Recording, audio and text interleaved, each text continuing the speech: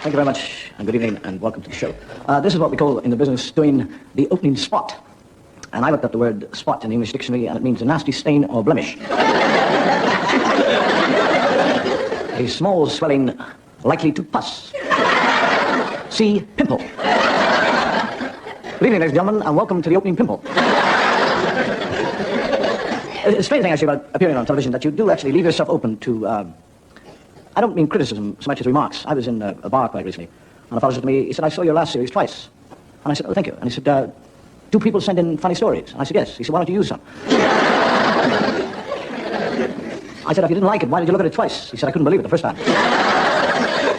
Actually, we were down, for this series, we were down in Eastbourne, and there was a conversation which was overheard by two ladies in a hotel, and one said, have you ever seen the Dave Allen show? And the other one said, no. She said, it's on BBC Two. And she said, I didn't say I couldn't receive it. I said I haven't seen it. I love you when a fellow in the bar one night. He said, I saw your show.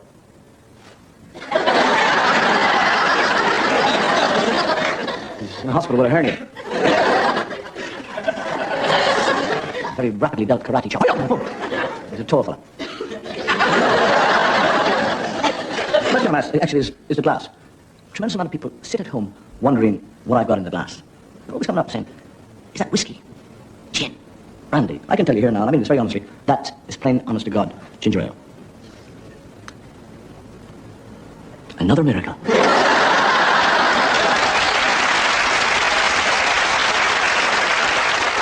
It just goes to prove that the power of prayer works. It is said that one drink is enough, two is one too many, and three is not nearly enough. But actually, a lot of people will disagree with me, but I would say that booze is the key to heaven. Truly, I mean that. A lot of people think if you want to get to heaven, spend your life on your knees. I tell you, if you want to get to heaven, booze, drink. Because when you drink, you get drunk. When you're drunk, you sleep. When you sleep, you do no wrong. And when you die because you spent your life doing no wrong, you'll go to heaven. So you want to get to heaven. We had a very famous man in Ireland once called Daniel O'Connell, one of Ireland's greatest wits, writers, poets, and politicians. And he once said of alcohol, it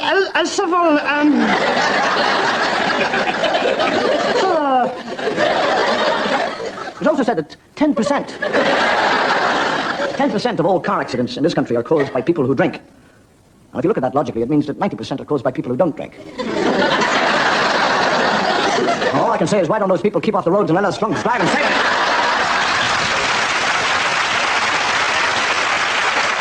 Quite nicely what people will do to get money to drink. For example, many years ago, there was a farmer in Ireland who, when ploughing, dug up an ancient Celtic burial ground. He said, good corpse. And he thought, by God, all them skulls. I'll go down to Shannon Airport and I'll wait for the Americans to come off. And I'll sell them the skulls. I'll tell them that it was an ancient king of Ireland. And them gobbeens, they'll give me the money and I'll get the money to put. And he's down at Shannon Airport and there's an American there. He goes, excuse me, sir, are you an American? I said, I am, yes, sir. He said, would you like to buy a souvenir of old Ireland? He said, what sort of souvenir? He said, I have, sir, in here. I have the skull of Brian Boru, the greatest king of all Ireland. The American says, who is Brian Boru? He said, Brian Boru was the fellow that drove the Danes into the sea in 1014. And they cut off his head, and the head has been in our family for over 900 years. Do you want to buy it? He said, you really mean to tell me that is a legitimate head of a traditional Irish king? How much do you want for it? He said, I'll give it to you for a couple of quid. Please. And a month later, he's back in Shannon Airport. And there is the same American. But the fellow's been on a drink and he doesn't remember. He said, are you American, sir? He said, would you like to buy a souvenir from old Ireland? He said, what sort of souvenir? He said, I have here, sir, the skull of one of the greatest kings of all Ireland, Brian Boru. He said, what are you talking about? You sold me the skull of Brian Boru a couple of weeks ago for a couple of quid. I said, that one's smaller than the one you sold me before. He said, yes, but this was when he was a boy. The fellow on the microphone here, I would hate to play poker with. You know, a thing we in the modern day are accused of is what we call a lack of consideration. And I wonder what consideration is. I suppose consideration is something we expect from other people which we don't give to them. But there are many different forms of consideration. For example, consideration as far as a woman is concerned is having her own way in all things. Consideration as far as a man is concerned to his mother-in-law is to stand up when she comes into the room, hold out the chair, push it in when she sits down, and not plug it in. Consideration to your doctor would be to remember only to get sick during surgery hours, and never on a Sunday. Consideration to the government in times of trouble is to vote the opposition in. Consideration on the part of a bride to the groom on the night of the honeymoon is to remember that he is not the best man. Consideration to your bank manager is to take your overdraft to another bank. Or consideration to your gravedigger when you die is to be cremated. As far as I'm concerned, what I would call the true epitome of consideration would be Judas with his 30 pieces of silver offering to pay for the Last Supper. But despite what people say, there are many very considerate people in this world. Well, here we are again. I suppose you're familiar with this night? Oh, yes. Damn shame, really, isn't it? Christmas Day, peace on earth and goodwill to mankind. And what's Jerry doing? Dropping bombs on us. So, well, I suppose we'd better get on with it. I just unscrew these little screws here. There's one. So, I'll be slightly careful in case it's a booby trap. There's two. So, here. And gently remove this plate here. You can put it down here. Now, inside. I say, look at this. It's a Christmas present from Jerry. Oh, sir. To us. Huh?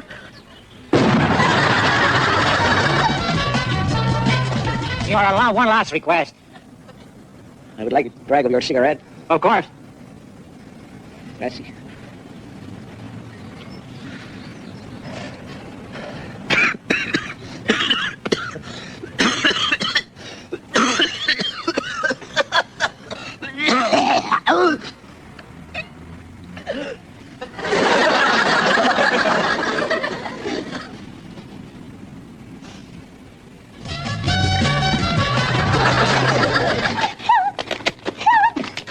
You're still alive. Thank God. That means the 845 has left yet.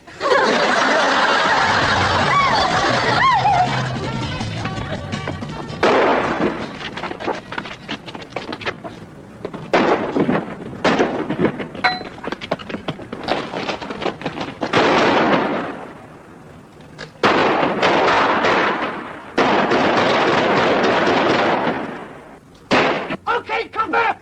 Come and get us.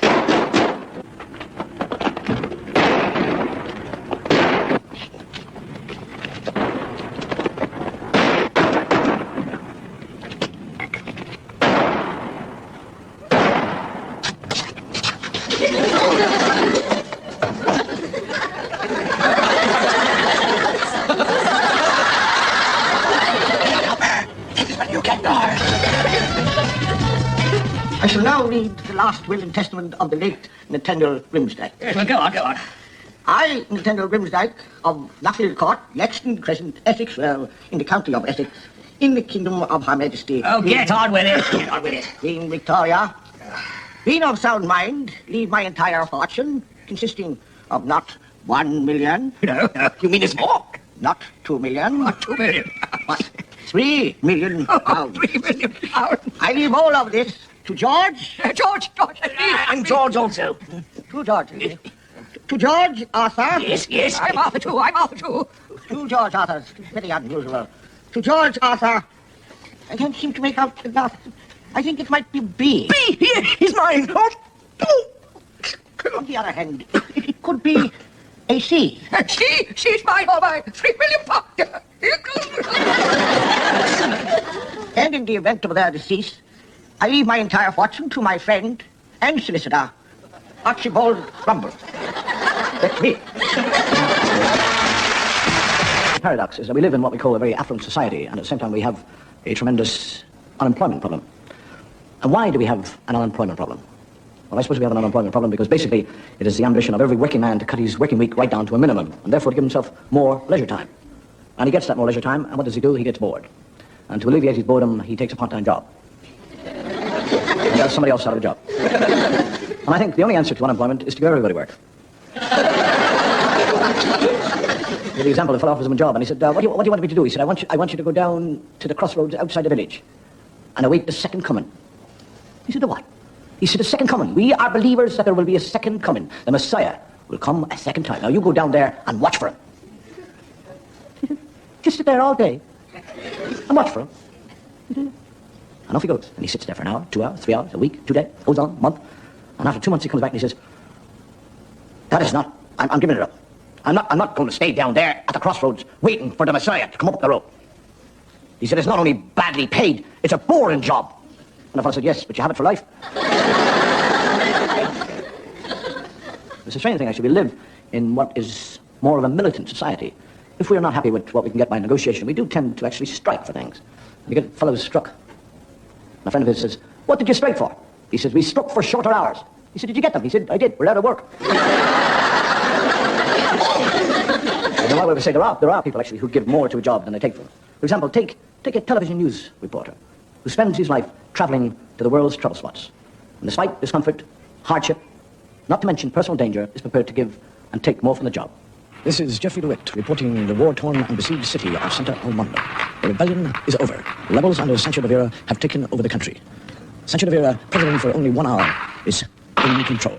Already his supporters are out rounding up, shooting and murdering the supporters of the last regime. It is apparent that Sancho de Vera trusts nobody. In this massive purge, no one is safe. And I mean no one. Geoffrey DeWitt, BBC News, Santa Almondo.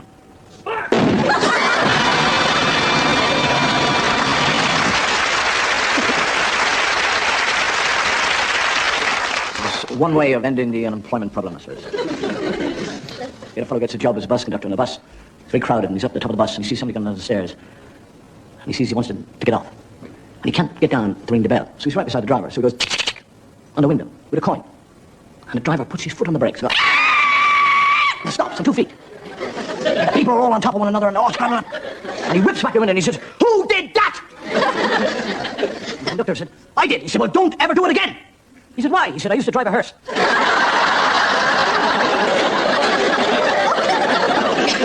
We live in what we call the age of automation.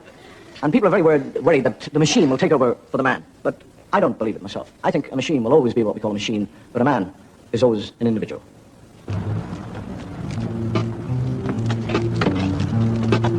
On it. On it. On it. On it. On it.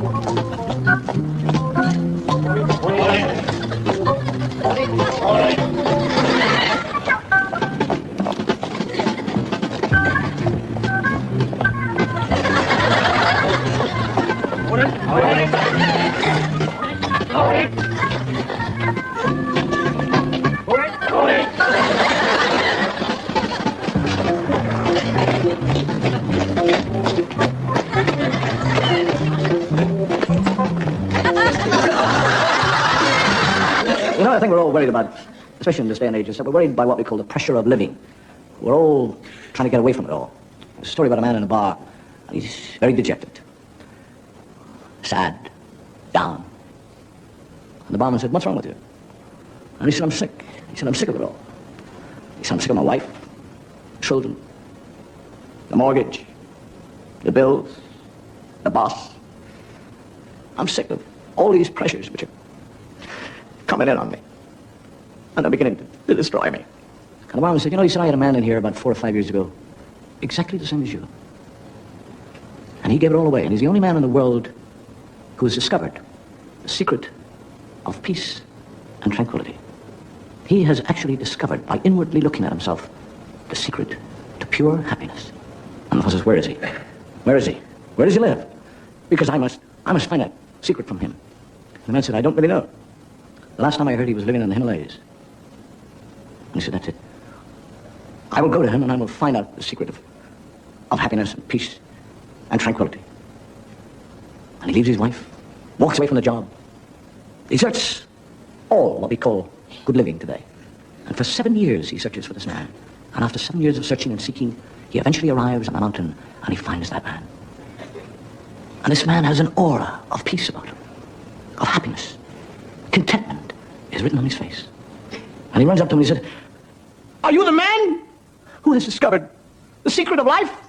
The secret of peace, tranquility, contentment?" He said, "Yes, I am." He said, "Give to me your secret. It's the only way that I can be saved."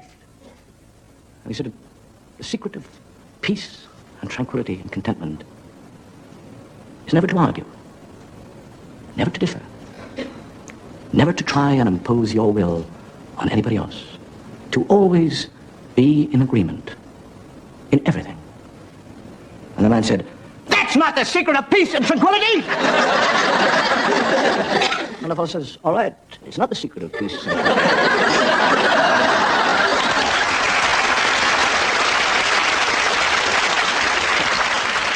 Well, get back in your bottle, you bum. Well, we're searching for escapism. But we have it, because the greatest way to escape from anything, and I mean this, is to read. Get yourself a nice big fire, with the flames flickering, a book, a large whiskey, and sit there and relax.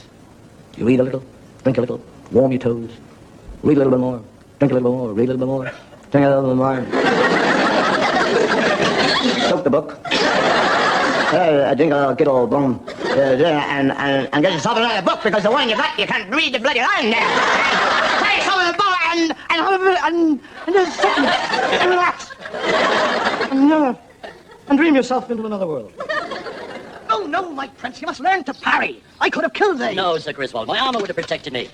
My young prince, if you want to be as great a warrior as your father the king, you must learn that all things have got a weakness. If I in battle could get you to raise your left arm, there is the most vulnerable point. You just remember that. Well, how's it all going, eh?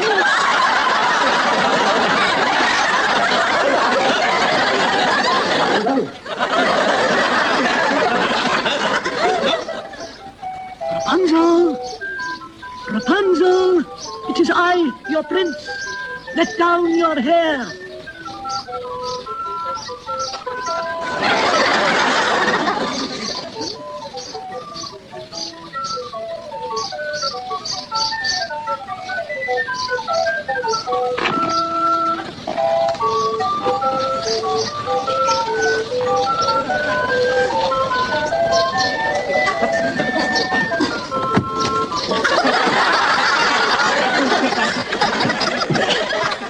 Next time, kindly pick a bigger window. Polonius, dead? My darling Ophelia, dead? And Yorick, dead? Alas, poor Yorick, I knew him well.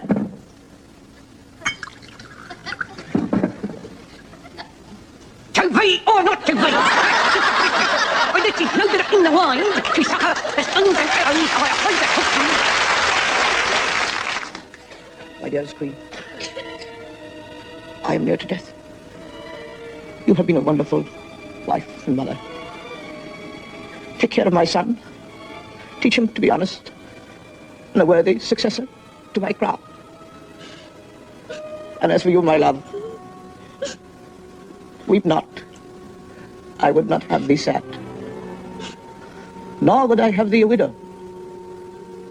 Thou art far too young and beautiful to spend your life in widowhood, mourning me. My dearest, I give to you the key to your chastity belt.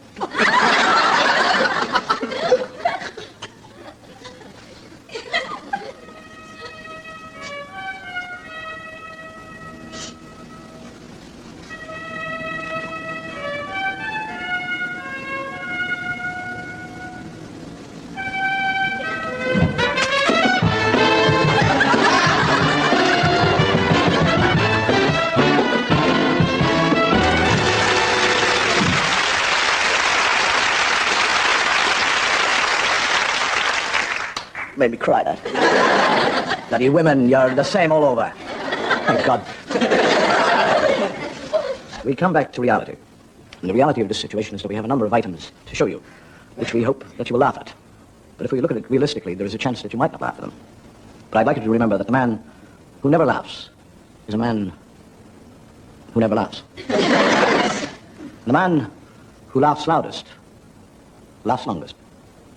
And the man who laughs longest laughs alone. And the man who laughs alone has got a filthy mind. Robbery! Robbery! Read all about it! Robbery! There, on the street, robbery! Thank you.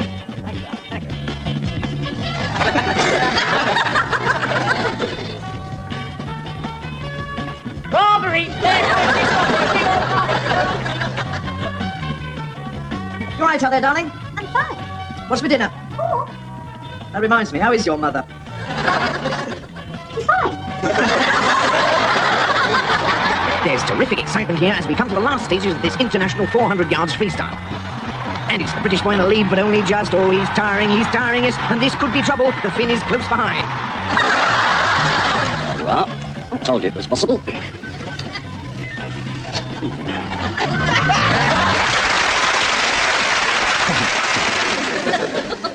Dean Swift once said that we have just enough religion to hate, but not enough to love.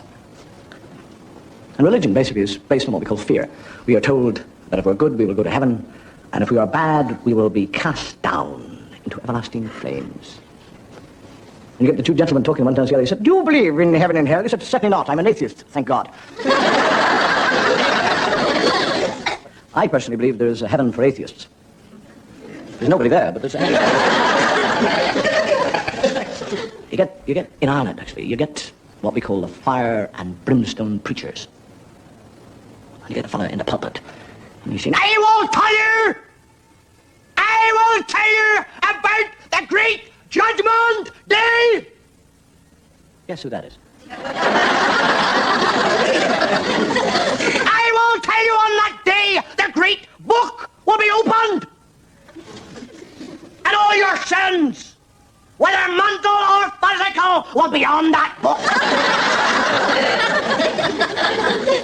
And the Lord will punish the wicked. And there will be a great weeping and a gnashing of teeth. There's an old woman down the front. She says, I don't have any teeth. I said, teeth will be provided.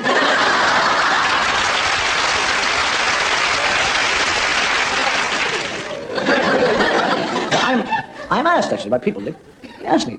They say, do you get into trouble for telling religious gags on television? Do I get into trouble for telling religious? Of course I do! Well, we got some more trouble coming up. Good morning. Morning. The vicar won't be long.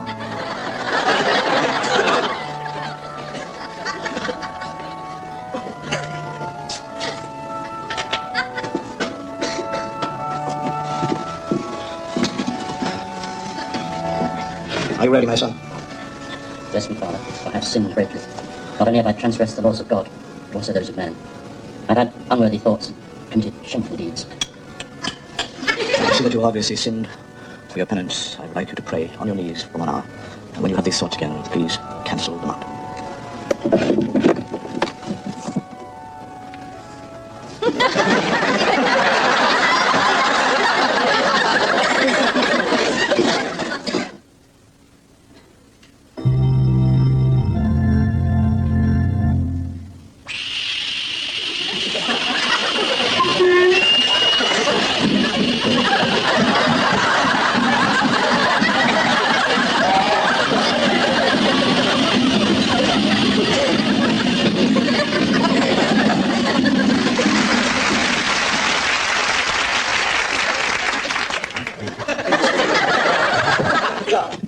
That's 5 willies on a trot. That's right. I make that £35.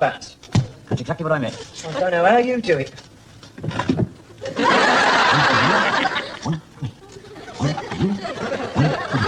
And so we say farewell to the dear departed.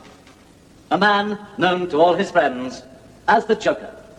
A man remembered by his friends for the laughter that he brought into their lives through the thousands of little harmless, practical jokes that he perpetrated. And so we say farewell.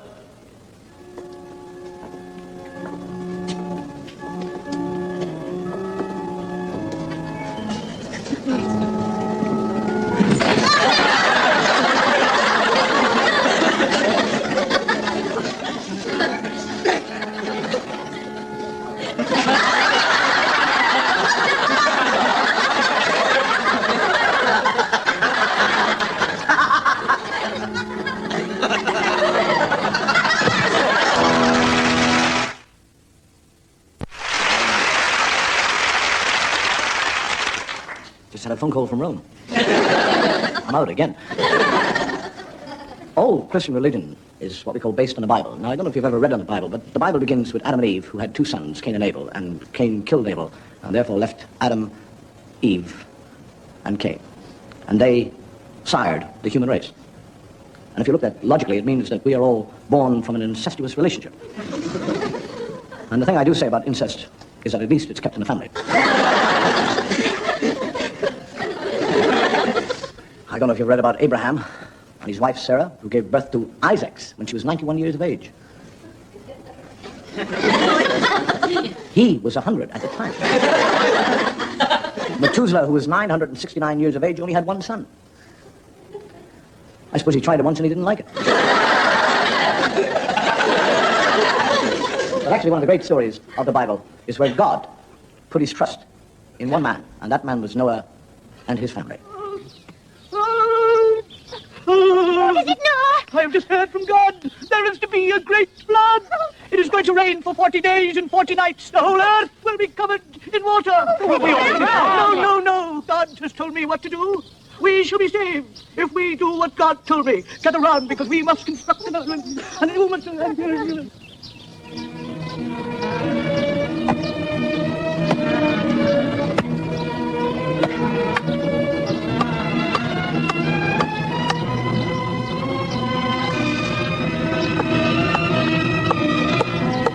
We must hurry! The rains are beginning!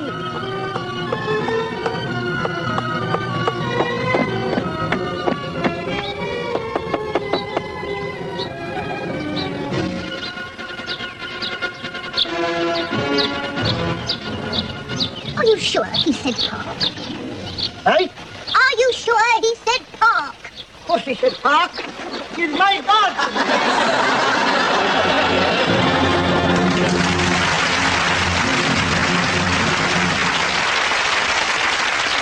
There is no go from one beginning of the end of the world to another beginning of the end.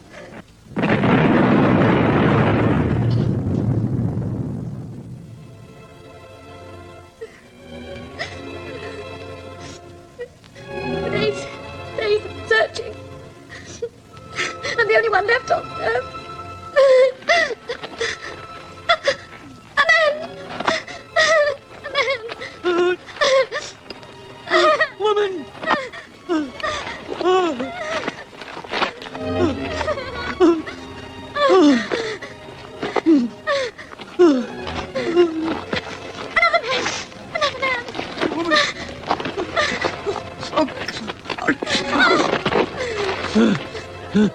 Mine! No! Mine! God!